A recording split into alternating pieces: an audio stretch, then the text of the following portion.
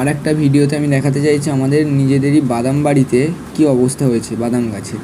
টানা 3 দিন বৃষ্টির জন্য বাদাম বাড়িতে প্রচুর পরিমাণে জল দাঁড়িয়ে গিয়েছে এবং জল দাঁড়ানোর কারণে প্রত্যেকটি বাদাম গাছে লাইনে লাইনে জল দাঁড়িয়ে আছে এবং জলটা রোদের গরম হওয়ার কারণে প্রত্যেকটি বাদাম গাছের গোড়া আস্তে আস্তে পচে যাচ্ছে।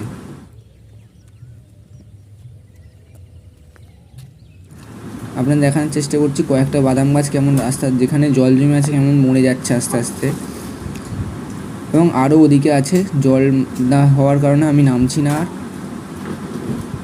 না নেমে আপনাদের দেখানোর চেষ্টা করছি। দেখুন একটা বাদাম গাছ কেমন ওরকম ওইভাবেই আস্তে আস্তে মরে গিয়েছে। আরও কয়েকটা দেখানোর চেষ্টা করছি আপনাদের তারই পাশে। দেখুন এই একটা,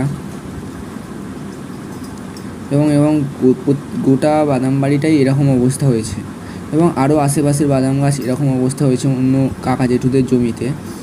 এই জমিটাতে জল কাটানোর কোনো রাস্তা না থাকায় পাশের জমিতেও জল আছে, তাই জল দাঁড়িয়ে আছে এবং জল দাঁড়ানোর কারণে এইরকম অবস্থা।